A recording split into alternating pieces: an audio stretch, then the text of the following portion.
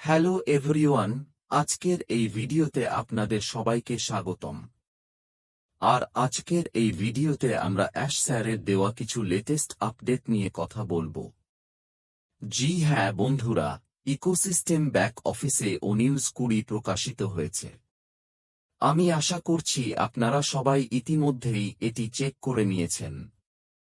আর যদি কেউ এখনো না দেখে থাকেন, তাহলে নিজের ইকোসিস্টেম ব্যাক অফিসে লগ ইন করে নতুন আপডেটগুলো ভালোভাবে পড়ে ও বুঝে নিতে পারেন। খেয়াল রাখবেন, ও নিউজ 20 এটি পার্ট 1, যা আমাদের ইকোসিস্টেম ব্যাক অফিসে এসেছে। আর অ্যাশ স্যার আমাদের সাথে যে আপডেট ও তথ্য শেয়ার করতে চান, যে সত্যগুলো তিনি এখানে তুলে ধরতে চান, সেগুলো তিনি 3টি পার্টে জানাবেন, যার মধ্যে প্রথম পার্টটি ইতিমধ্যেই প্রকাশিত হয়েছে। এছাড়াও আরও 2টি পার্ট আসবে, যেখানে স্যার সম্পূর্ণ আপডেট ও তথ্য কভার করবেন। তিনি যে প্রশ্নগুলোর উত্তর দিতে চান এবং যে তথ্যগুলো দিতে চান, সবই এই 3টি পার্টে ব্যাখ্যা করবেন। তাই প্রথম পার্টটি ইতিমধ্যেই আমাদের ইকোসিস্টেমে উপলব্ধ। আশা করছি আপনারা সবাই দেখেছেন। আর যদি না দেখে থাকেন, তাহলে লগ ইন করে ভালোভাবে পড়ে ও বুঝে নিতে পারেন। এখানে স্যার কিছু বাস্তব সত্য প্রকাশ করেছেন। যা সত্য, সেটাই তিনি এখানে বলেছেন।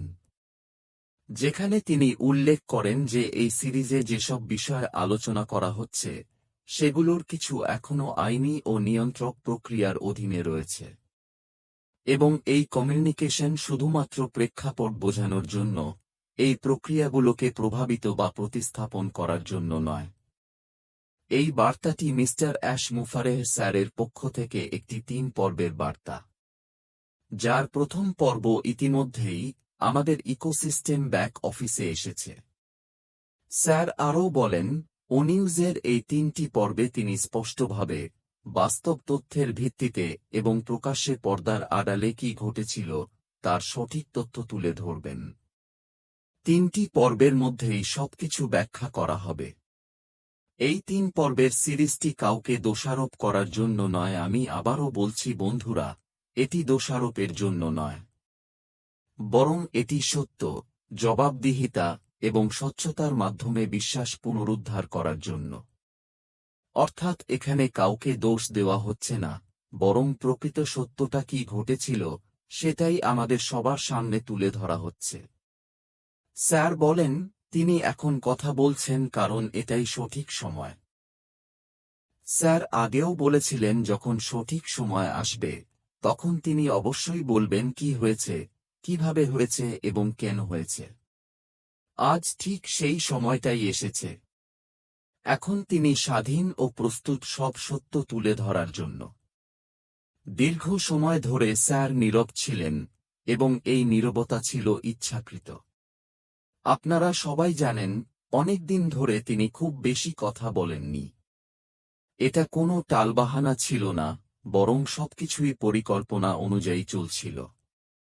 স্যার পুরো ছবিটা সামনে আনতে চেয়েছিলেন, আর এখন সেই ছবি ধীরে ধীরে প্রকাশ পাচ্ছে যাতে তথ্য যাচাই করা যায়, সময়সীমা পরিষ্কার হয় এবং চলমান বিষয়গুলো দায়িত্বের সঙ্গে সমাধান করা যায়।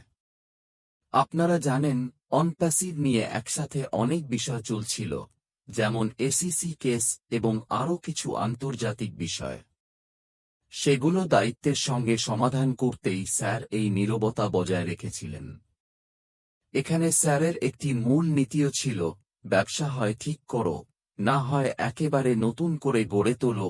এই দৃষ্টিভঙ্গির মাধ্যমে কমিউনিটি ও আমাদের যৌথ স্বপ্নকে রক্ষা করা হয়েছে। স্যার আরও জানান যে কেস সংক্রান্ত বিষয় ইতিমধ্যেই নিষ্পত্তি হয়ে গেছে। পাশাপাশি কিছু আন্তর্জাতিক বিষয় নিয়েও তিনি আপডেট দিচ্ছেন। স্যার স্পষ্ট করে বলেন, টাকা কখনোই তাঁর প্রথম অগ্রাধিকার ছিল না। তাঁর প্রথম অগ্রাধিকার ছিল মানুষ এবং নীতিবোধ। এরপর স্যার ব্যাখ্যা করেন অনপ্যাসিভের এর অপারেশনাল স্ট্রাকচার সম্পর্কে। এক গুরুত্বপূর্ণ সময়ে গ্লোবাল ফাইন্যান্সিয়াল অপারেশনগুলো দুবাই, ইউএইতে কেন্দ্রীভূত করা হয়েছিল।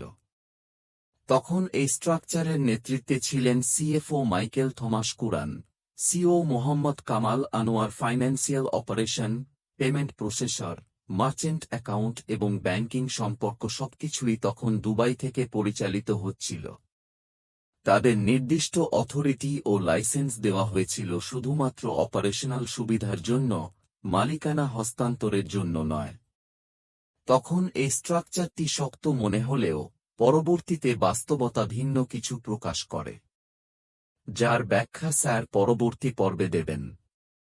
পার্ট 2-এ স্যার ব্যাখ্যা করবেন যখন অনপ্যাসিভের প্রথম পেইড অ্যাপ্লিকেশন ও কানেক্ট লঞ্চ হয় এবং তার অভাবনীয় সাফল্য কিভাবে একটি গুরুতর সমস্যার সূচনা করে।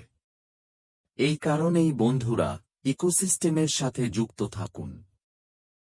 পার্ট 2 এবং পার্ট 3-এ স্যার সবকিছু বিস্তারিতভাবে ব্যাখ্যা করবেন কি ঘটেছিল, কেন ঘটেছিল এবং কেন এত সমস্যা এসেছে, সবকিছু যেন আমরা পরিষ্কারভাবে বুঝতে পারি এবং আমাদের বিশ্বাস অটুট থাকে। এগুলোই ছিল ওনিউজ 20 পার্ট 1-এর গুরুত্বপূর্ণ পয়েন্ট। আশা করি আপনারা সবাই ভালোভাবে দেখেছেন ও বুঝেছেন।